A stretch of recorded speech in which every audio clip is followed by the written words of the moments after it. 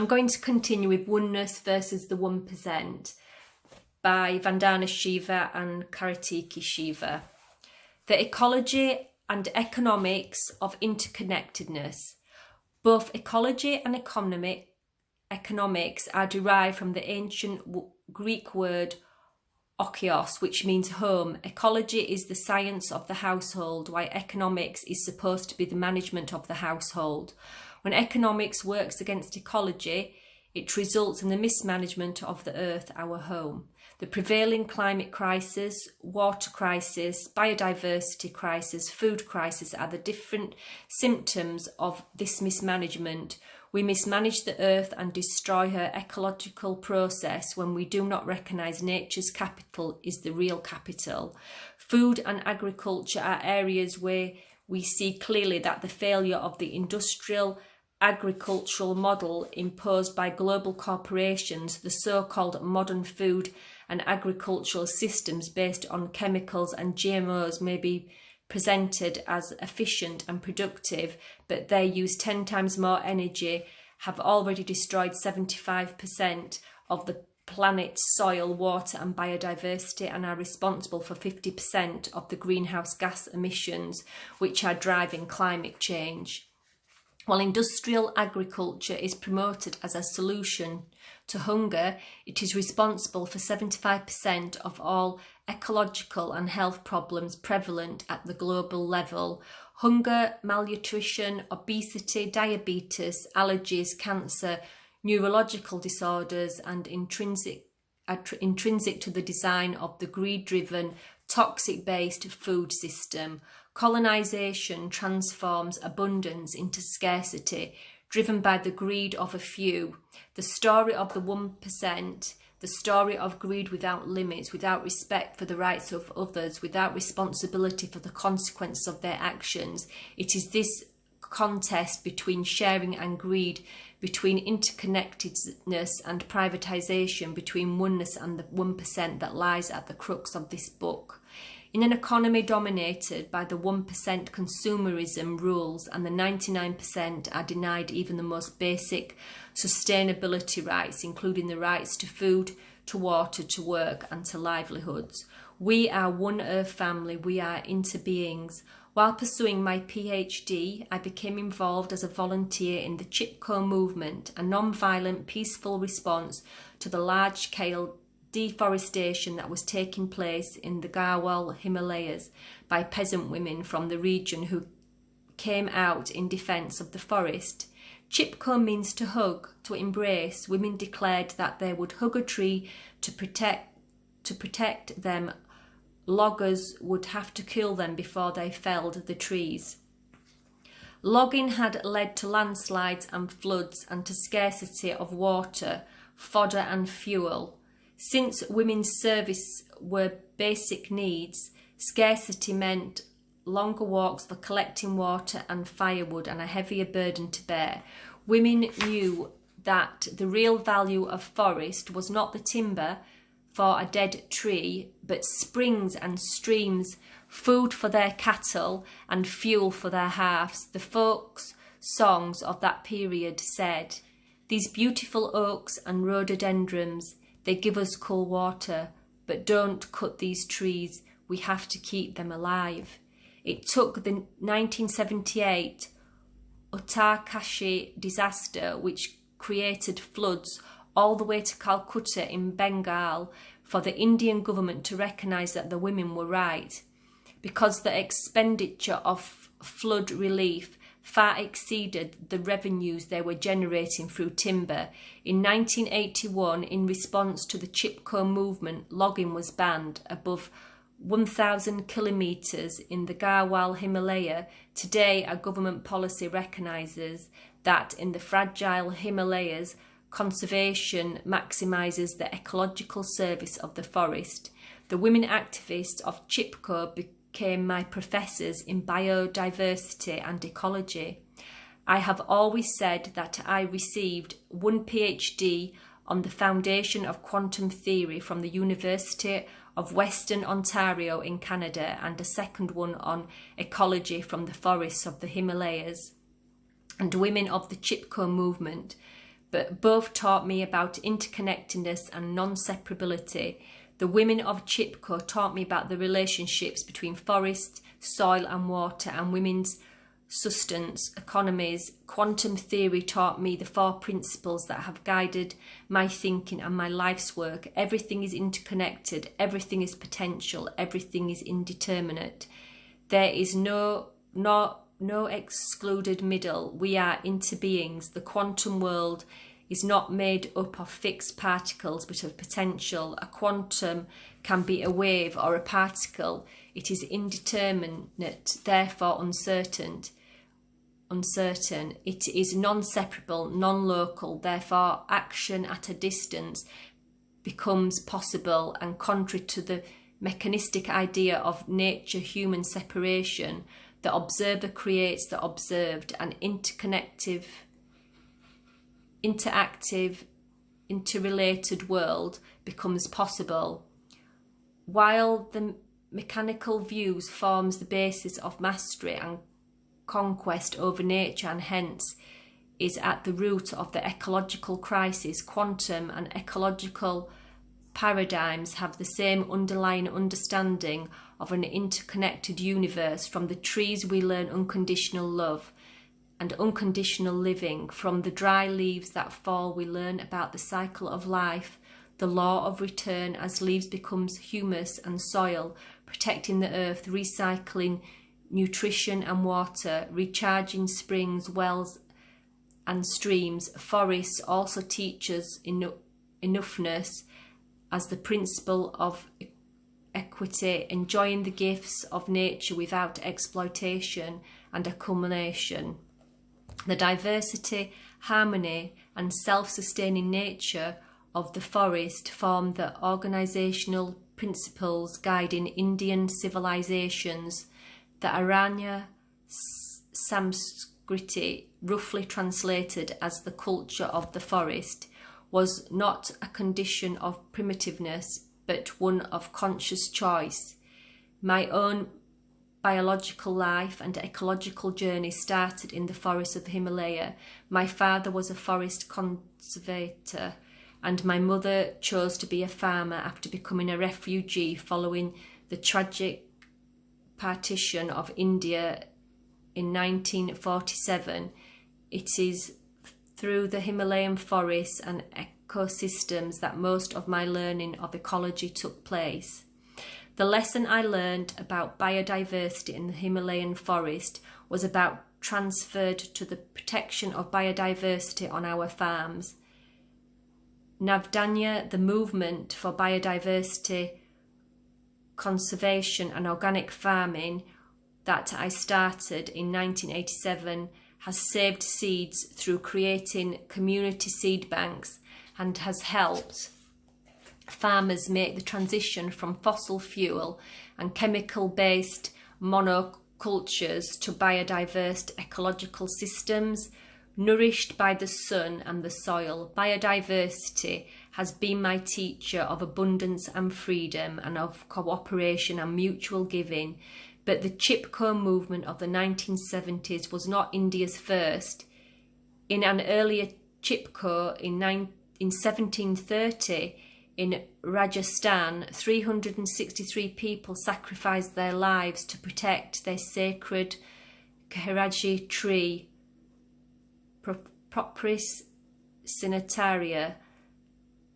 The Karachi stands as a sentinel in the desert landscape of Rajasthan as its poem in a virtual to sustainability in desert ecological ecosystems as a source of fuel, firewood and organic fertilizers. Its fruit, sangre, is rich in protein and is used to prepare pickles and vegetables. The shade of the Karaji conserves moisture in the soil and offers protection from the scorching sun to humans and animals. The Karaji was declared a sacred tree by Jambohi, a saint who founded the Bishoni faith. Bishoni means 29 and the faith is based on 29 rules of compassion and conservation during a discourse to one of his disciples. Jamboni said, "Do not fell a green tree. This is a charter for everyone. Be always ready to save trees. This is a duty of everyone." For over 2 centuries, people living in accordance with these tenets created flourishing groves of trees and protected wildlife in the Rajasthan desert. One such Bishoni village was Kharajli, situated 200 kilometres south of Jodhpur. When the king's palace was being built, a court official, Girdhar Das, was made responsible for producing firewood to burn and limestone required to make lime. A group arrived at the house of Amriti Devi at home with her three young daughters, Ashubai, Rantibai and Bahangi Bai.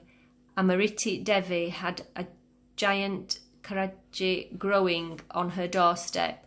When the king's men started to cut the tree, she tried to stop them, saying the cutting of green trees was against her religion. She said she would rather sacrifice her life than sacrifice the tree. She offered her head, and the axeman cut off her head. Her daughters followed. They too were beheaded. The news spread like wildfire from Bishonish. From 84 villages gathered in Kharajli to join the stream of volunteers to protect the trees. 363 people sacrificed their lives, and the sacred Kharajli trees were saved. When the king of Jodhpur heard about this sacrifice, he immediately issued a royal decree making the cutting of green trees and the hunting of animals within the revenue boundaries of Bishoni village a crime. To this day, the Bishonis take people to court for killing their sacred species. The Kharajri and Black Buck and Green Indian Bustard. As Rajasthan is a fragile desert, ecological survival has been possible because of the conservation ethics building into everyday rules for the protection of life. The forest thus nurtured an ecological civilization in the most fundamental sense of harmony with nature. Such knowledge that came from participation in the life of the forest was not just the substance of the Aranyakas or forest text, but also of the everyday belief of tribal and peasant society, the ongoing struggle of the Dongri Konda in Odisha to save their sacred mountains, Nayaramgiri for mining for bauxite is part of this ancient tradition. Today, as the ecological crisis deepens, the forest fires in the Arctic, floods in the desert of the Ladakh and in China and in Pakistan, we can find renewed inspiration and a vision for the future from world view and see nature as alive and as a very basis of human life. We can thank Amrita Devi and the 363 Bishonis who sacrificed their lives so that the trees, the earth, and we may live. Sacrifice their lives so that the trees and the earth and we may live. The empire of the 1% separation, violence, colonisation, extractivism, extinction. Oneness as unity within the earth family and the human family is very different from the status quo. The rule of the 1% or 0.01% or 0.001%, which uses the ideology of separation to extract exterminate and push species, cultures and communities to extinction, while also dividing us as a society and alienating us from our humanity. The rule of the 1% is based on separation from the earth and from society. It is an illusion, a construct, an assumption built by the powerful and dominant to colonize, conquer, exploit, divide, rule over other beings and other humans. Separation is violence. Separation is a worldview, a paradigm, an ideology, a way of seeing and a way of shaping the world, both in our minds and in nature and society, through violence. It moulds our ideas of knowledge, of science and technology, of the economy, production and consumption, of democracy and freedom, and of who we are, our identities, our purpose, of why we are on the earth. The three big separations that have brought us to the verge of extinction as a species are the separation of humans from nature, the separations of humans from each other through division of class, religion, race and gender, and the separation of the self from our integral, interconnected being. The first separation of humans from nature creates eco-apartheid. It separates the soil and the earth from our bodies and our minds. It separates the interconnected aspect of nature, dividing it up into fragmented, separable parts to be exploited, owned, traded, destroyed, wasted.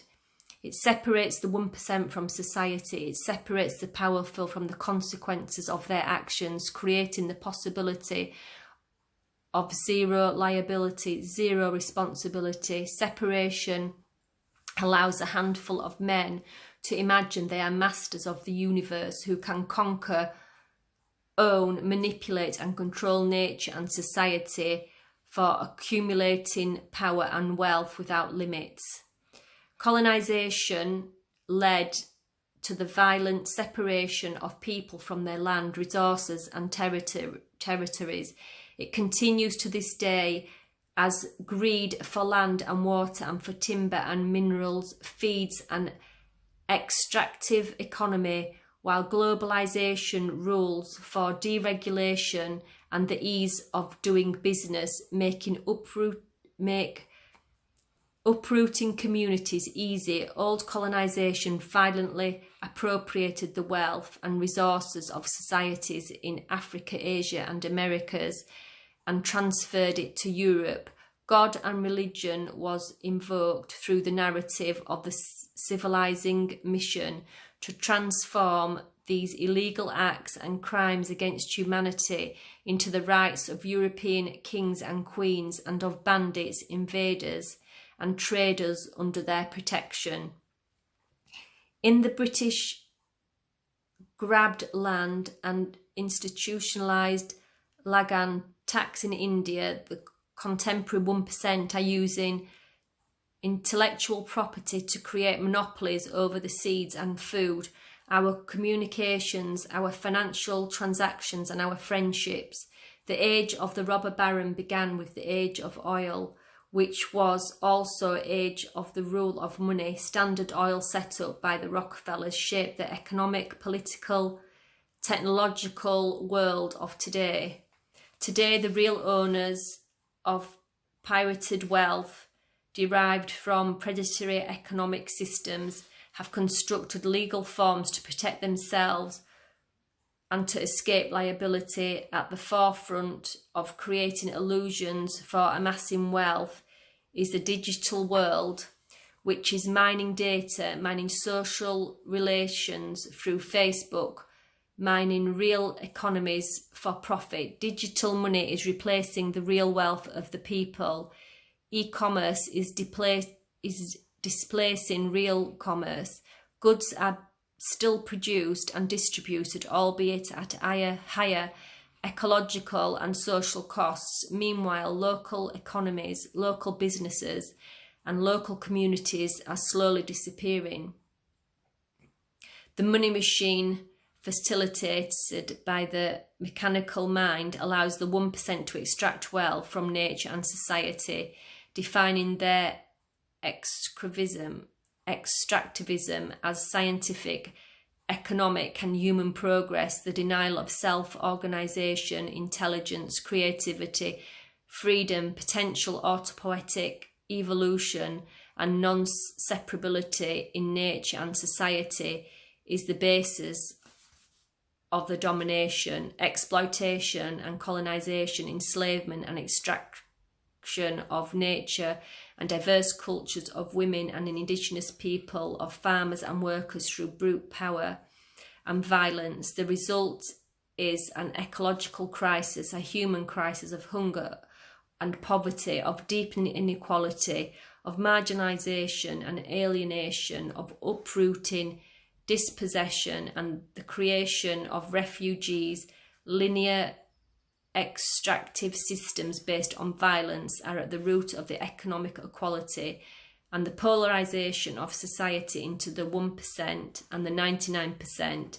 They are the basis of new forms of enslavement and the unprecedented exercise of dispossibility and extermination. What we are witnessing is an intensification of the epistemic, ontological, ecological, political, economic, social and cultural violence of a dominant system based on the economic paradigm of the 1%. Economic polarisation is not just amplifying the deep inequality between the 1% and the 99%, it is brutalising the excluded and uprooting millions from their homes. Being uprooted is considered to be the road to progress. That is why displacement is the most violent aspect of this current model of development. So I'm going to leave it there for now, and I will continue later.